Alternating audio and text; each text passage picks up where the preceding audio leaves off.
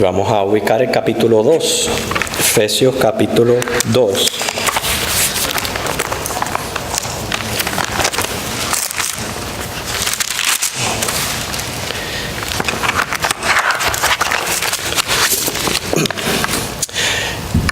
El versículo 10 de este capítulo 2 de Efesios encierra tanto material de estudio y a su vez es tan beneficioso para el crecimiento de nuestra fe y de nuestras almas que vamos a dedicarle todo el enfoque de esta noche en ese versículo 10 y estudiarlo por las frases que ahí encontramos.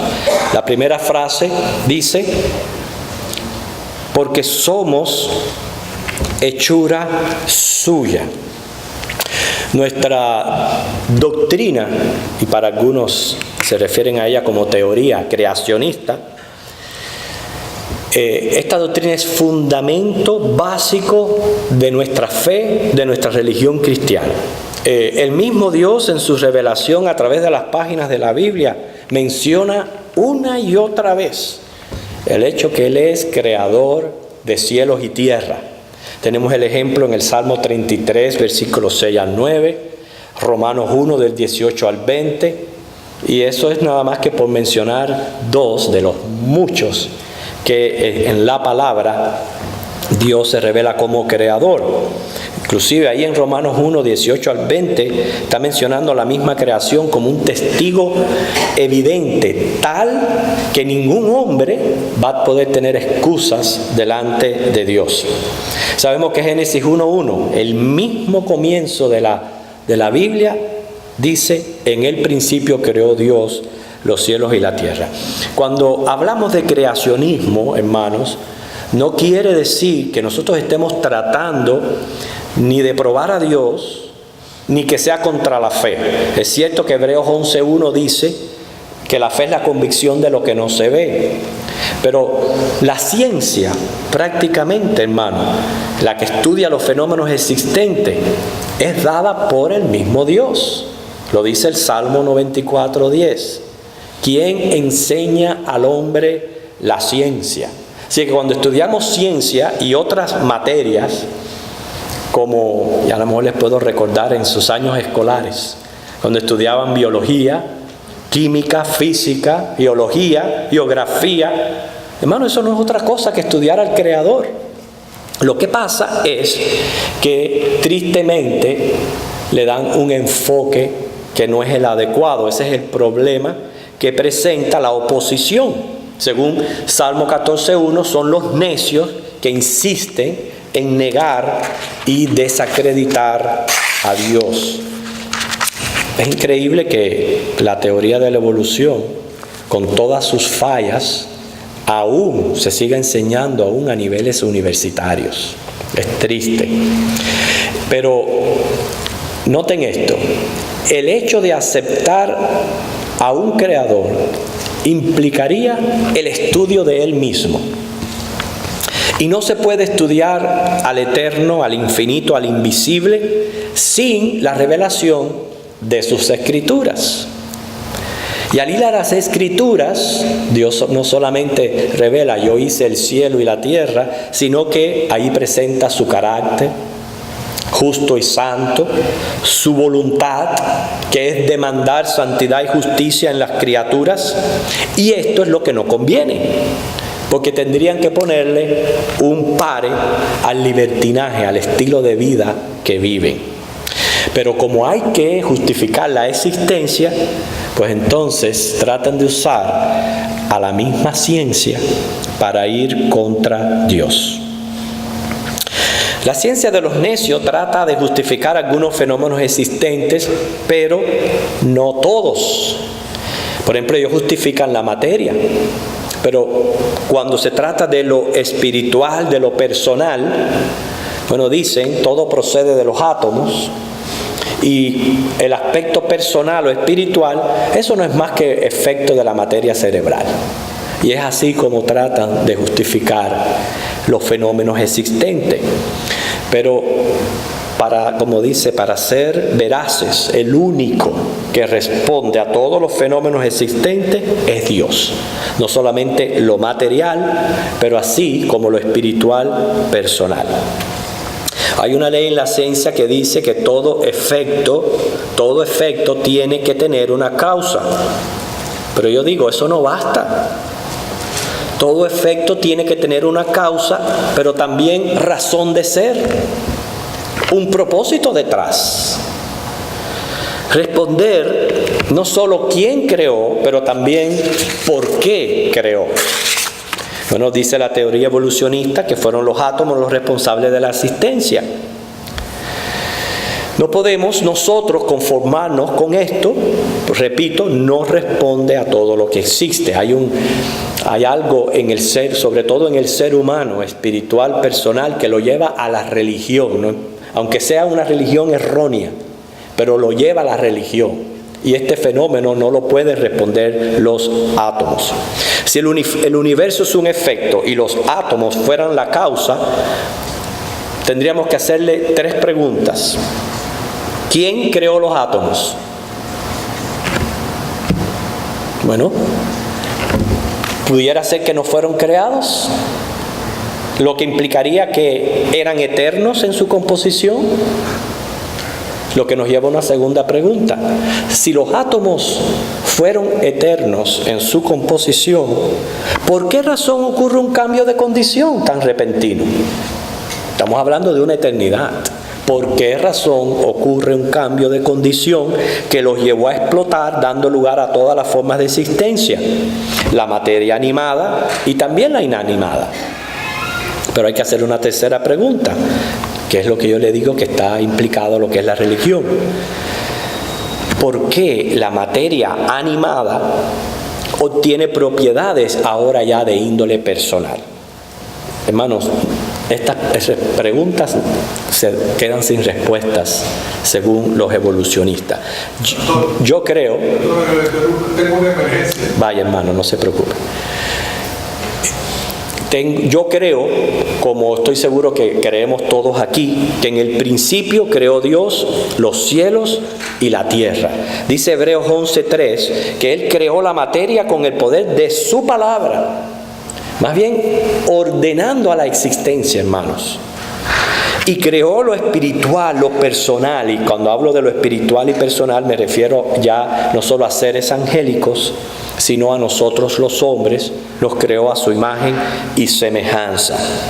Hay muchos versículos que corroboran esto, como el Salmo 103, Hechos 17:28, que dice que en Él somos, Colosenses 1:15 al 16, Romanos 11:36. O sea, son textos que apoyan, que dicen, cuando preguntamos, ¿quién creó? Dios. Pero recuerdan que les dije que no solamente teníamos que conformarnos con decir que todo efecto tiene una causa, sino que había que también tener una razón o un propósito. Eso no se le puede preguntar a los átomos. Le pudiéramos preguntar a los átomos, pero ¿por qué razón ustedes explotaron y se convirtieron en todo este fenómeno? No pueden responder ellos mismos. Sin embargo, Dios sí responde. Cuando preguntamos ¿por qué creó Dios? Por Cristo. Esa es la respuesta. Por Cristo. Colosenses 1:15 al 16 lo dice bien claro. Por Cristo, para la alabanza de la gloria de su gracia. ¿Por qué entonces creó el resto de las cosas que existen? Hablo ya de las cosas animadas e inanimadas. Astros, planetas, aves, animales. ¿Usted sabe para qué las creó? Para nuestro sostén. Cada uno de ellos aporta algo que es imprescindible para el sostenimiento de la vida nuestra. O sea que no solamente podemos responder quién creó, por qué creó, para qué creó. ¿Cómo nos creó? Bueno, sabemos que según la evidencia en Génesis, toda la materia inanimada y animada, estamos hablando de plantas, aves, animales, lo hizo por el poder de su palabra, de su voz. Sin embargo, al hombre, nosotros, ya fue formado específicamente haciendo una figura del polvo de la tierra y soplando en ella aliento de vida, que esa es la imagen que nosotros llevamos de Dios. Por eso dice Efesios, nuestro texto, porque somos hechura suya. Y créame o no, el creacionismo es una teoría básica de nuestra fe cristiana y el poder responder todas estas preguntas, porque no solamente se trata de descubrir nuestro origen, sino a dónde vamos y por qué razón vamos, que esa es otra cosa que queda incógnita en la teoría materialista.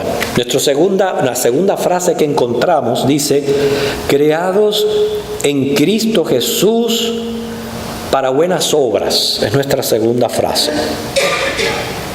Creados en Cristo Jesús para buenas obras. Primero vamos a enfocar lo de las buenas obras. Ahí se refiere a todo lo que hacemos y decimos. Y dice que son buenas. Así que quiere decir que es lo santo, lo recto, lo justo, lo puro. ¿Por qué? Porque así es el Creador. El Creador es santo, justo y puro. Y llevamos su imagen. Y todo fue perfecto hasta que ocurrió la caída. Cuando el hombre cae en pecado, ya corrompe dicha imagen. Aquel ser perfecto ahora viene a ser un ser imperfecto en todo aspecto de su ser.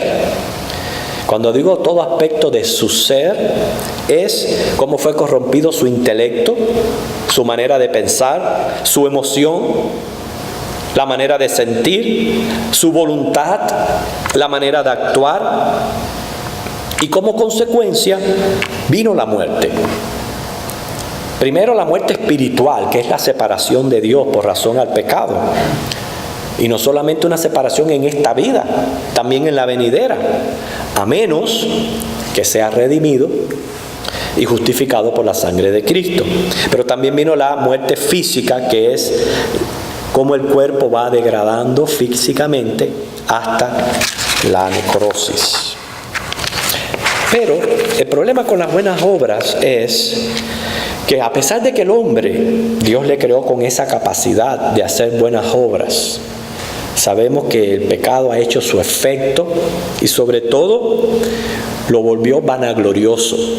El hombre es vanidoso y en relación a las obras, lo más significante que podemos mencionar es cómo cree que haciendo buenas obras puede justificarse ante Dios.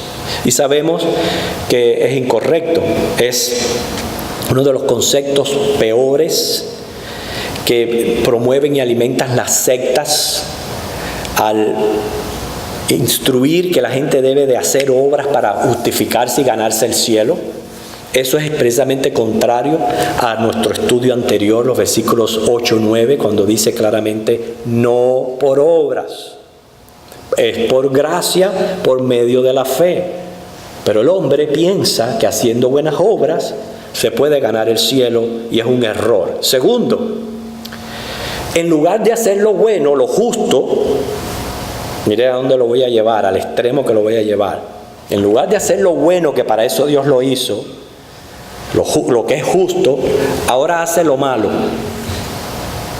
Pero al punto, especialmente en nuestros días, que lo bueno ahora viene a ser malo. Fíjense para que usted vea el punto que hemos llevado. Lo dice Isaías 5:20. Hay de lo que a lo malo dicen bueno y a lo bueno dicen malo. Ese es el punto que hemos llegado. Más, hay personas que realizan buenas obras procurando ser adulados. Y por último, hay personas que realizan buenas obras ya procurando intereses propios o egoístas. Pero dice ahí claramente en nuestro pasaje que fuimos creados en Cristo Jesús para buenas obras. La clave está en Cristo Jesús. Ahí donde está la clave. Es importante enfatizar esto. No todo hombre está en Cristo. Eso es una convicción muy personal que debemos de tener cada uno de nosotros. Si hemos depositado nuestra fe en Cristo, si Cristo es nuestra única esperanza para salvación, si estamos dependiendo de Él, si Él es nuestro Señor. O sea, esas son preguntas que cada cual debe de responderse a sí mismo y el Espíritu Santo dará testimonio a nuestro espíritu de que somos hijos de Dios. Pero no todo hombre está en Cristo. Inclusive hay mucho neocristianismo en medio de las iglesias. Aún dentro de las iglesias no todos están en Cristo. Y es por eso que hay veces se puede percibir tanto mal. Cristo hace una marcada diferencia entre las criaturas. Ahora, esto no quiere decir que el impío esté totalmente incapacitado de hacer una buena obra. No es lo que queremos decir. Recuerden, sigue siendo una criatura, sigue llevando la imagen de Dios, aunque bastante distorsionada. Porque fíjense que cómo lo pone Romanos 3, del 9 al 18, que no hay justo, no hay quien entienda, no hay quien busque a Dios, se desviaron, se hicieron inútiles, no hay quien haga lo bueno. Dice, no hay ni siquiera uno. Claro, eso es en relación a esa perfección que, claro, el carácter de Dios demanda de nosotros, de las criaturas. Dios no nos puede demandar menos que la perfección. En otras ocasiones lo he dicho. Recuerden, Dios no puede decirnos, ok, hermano, pueden pecar un poquito. No, Él nos dice no pecar, punto. Si Él nos exigiera menos de esa medida de perfección, dejaría de ser santo y justo. Al mirar a esa santidad y perfección, claro, no hay justo ni aún uno, pero al mirar alrededor, claro, yo no puedo comparar a mi hermana Luz María Valle con uno de los que acabó de matar a 20 personas. Cuando nos miramos, es obvio que hay diferentes niveles de moral, de ética, de manera de actuar, de ver las cosas.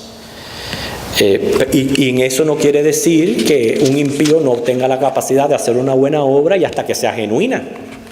Y déjame decirle, hay mucha gente, por ejemplo, que se mueven a compasión. Ahora mismo, con lo que está sucediendo ahí en Indonesia, muchas personas se mueven a compasión y no necesariamente son cristianas. Y van y trabajan y hacen y realizan. ¿Por qué? Siguen llevando la imagen de Dios.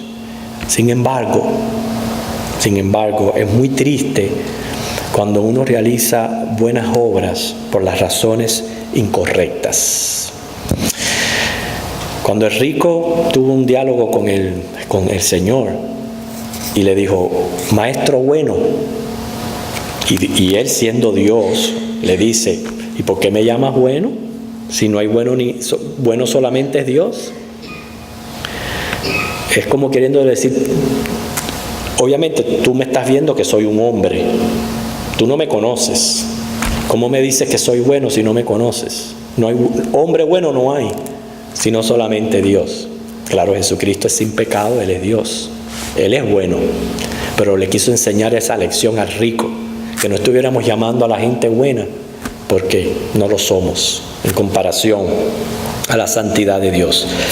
Por eso el énfasis mío es en Cristo. Eso es lo que hace la marcada diferencia en nosotros, en Cristo. Una vez que ya hemos sido regenerados, entonces por obra del Espíritu Santo estamos capacitados para realizar buenas obras.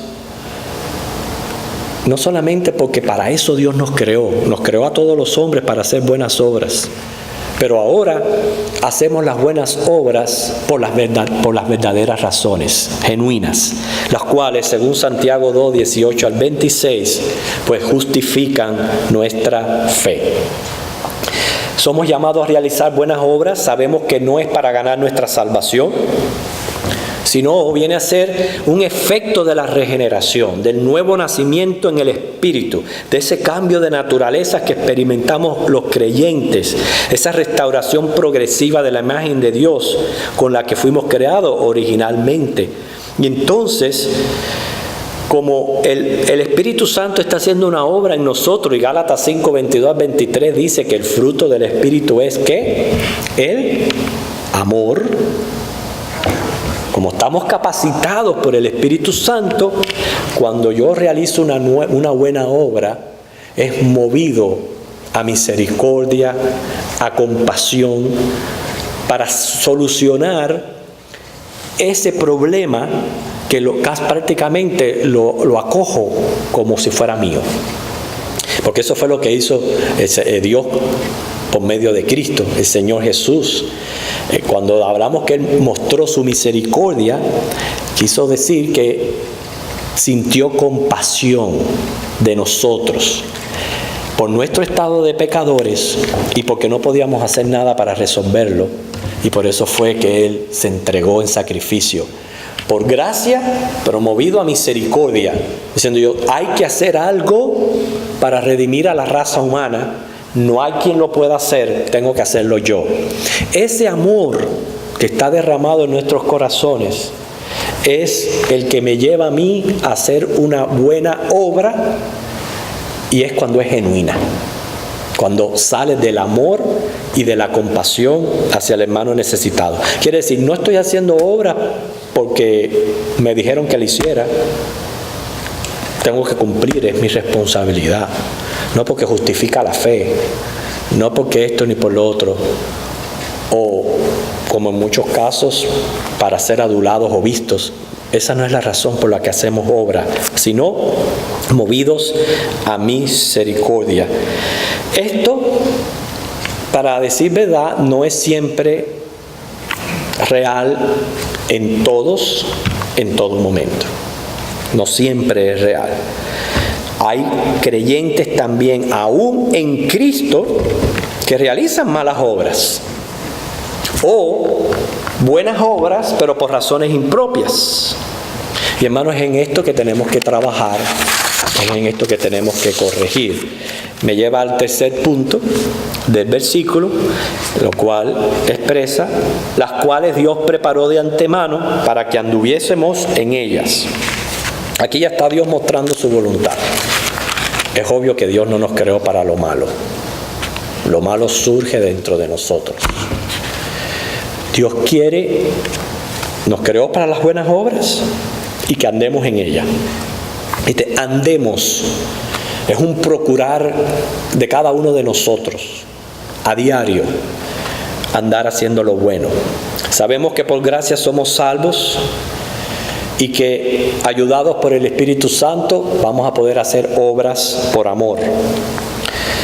Pero ese pecado que aún reside en nosotros es el que se opone a que andemos en buenas obras o que las hagamos por la motivación correcta. Hermano, Dios expresa claramente su voluntad. Vamos a leer Colosenses 3:17. Colosenses capítulo 3, versículo 17.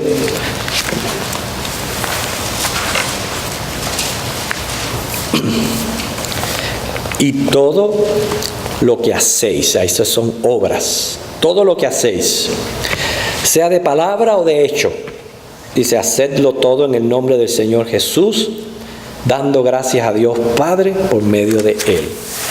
Andar en buenas obras es andar en santidad, es andar conscientes de la presencia de Dios en nuestras vidas, continuamente preguntándonos, ¿es esto bueno? ¿Esto le agrada a Dios?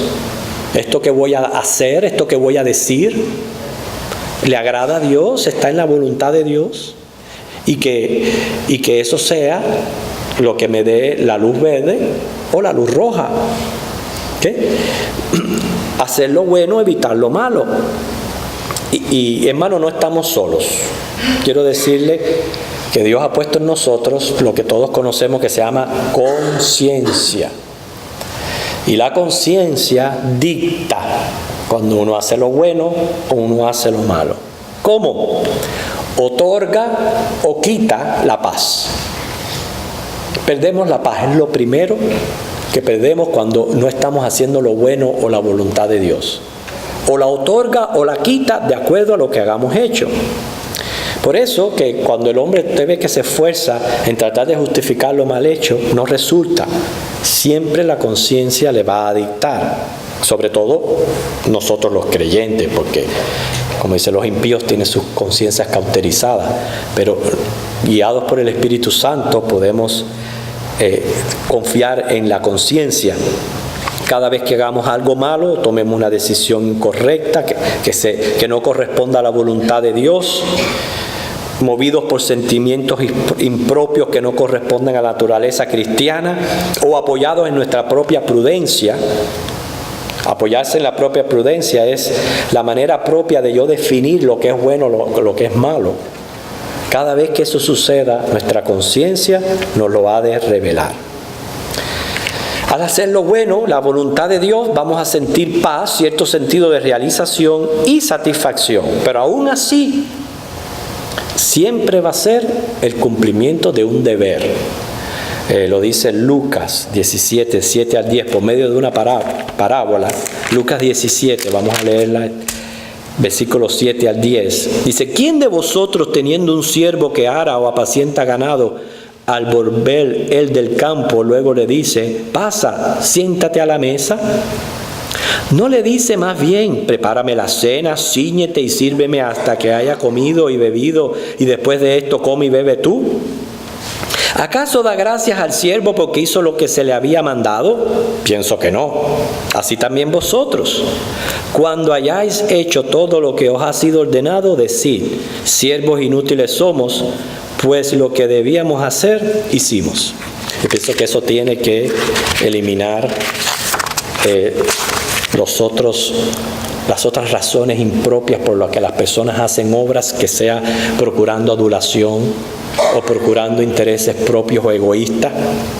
Fíjense que cuando usted hace algo bueno, no se tiene que dar golpe de pecho, no tiene que tocar trompeta, no tiene que procurar aplausos. Simplemente hemos cumplido el deber. Para eso fuimos creados. En otras ocasiones yo he dicho, es que el problema es que es tanta la maldad y tan escaso están las buenas obras, que cuando alguien hace una buena obra, pues quiere que se resalte. No es así.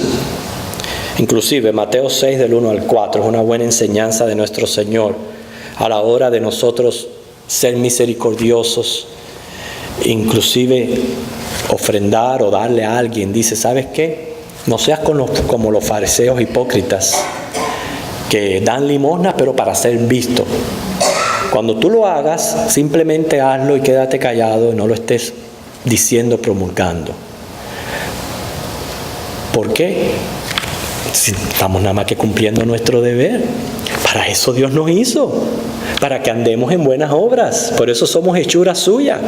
No tenemos por qué estarnos dando aplausos ni anunciando lo que nosotros hacemos y decimos. Entonces termino, hermanos. Mira qué interesante cómo Dios nos coloca en la familia de la fe. Yo sé que es difícil a veces nuestras relaciones, pero es la voluntad de Dios colocarnos en la familia de la fe. ¿Para qué? Para que podamos desplegar estas buenas obras. Para que nos preocupemos unos por otros. Tomemos interés los unos por los otros. Para que no dejemos las oportunidades que tenemos para servir. Yo quisiera que ustedes escucharan a nuestra hermana Miriam Horta, lo feliz que ella está, porque una hermana le llevó café al hospital. Por eso ella está feliz, porque una hermana le llevó café. No voy a decir quién es la hermana. La hermana nada más que estaba cumpliendo su deber, pero estaba feliz por eso. Hermano, para eso Dios nos ha colocado en la familia de Dios. Si usted estuviera en la casa solo, ¿qué obras haría? Serían menos las oportunidades que usted tiene para servir. Pero estar en la familia de Dios, interesarnos unos por otros y decir, por lo menos voy a orar. A lo mejor no todos a veces podemos, porque las obras se hacen no por obligación, sino según se pueda. Nadie está obligado tampoco a hacer obras. Pero al menos orar, interesarme por el bienestar del hermano, llamarlo, eso sí no cuesta nada. Y eso sí lo podemos hacer. Recuerden, el Señor viene con su galardón. Aquí cabe el dicho, haz bien, no mires a quién. Cabe muy bien en este estudio. Entonces, fíjense lo que hemos aprendido a través de este versículo 10 de Efesios. Número 1, somos hechura de Dios. Dios nos creó. Ya sabemos que nos creó para andar en buenas obras, que andar en buenas obras, como verdaderamente vamos a poder hacerlo correctamente, es en Cristo. Fuera de Cristo sí podremos hacer algo, pero casi siempre detrás de una buena obra, tristemente, o se esconde un sentimiento egoísta o adulación o apetito de adulación. Pero los cristianos las hacemos por amor, por el amor que Dios ha derramado en nuestros corazones. Y es lo que Dios quiere que andemos, hermanos. Sí, ya hemos sido justificados por gracia, pero no cerremos nuestros ojos, nuestros oídos, acortemos nuestros brazos cada vez que el Señor nos presenta una oportunidad de hacer un bien. Hacerlo, no tenemos que proclamarlo a los cuatro vientos, simplemente hacerlo, movido por amor y misericordia y compasión a ese necesitado. Eso es todo lo que debe de estar en mi corazón al hacer una buena obra. Que el Señor les bendiga.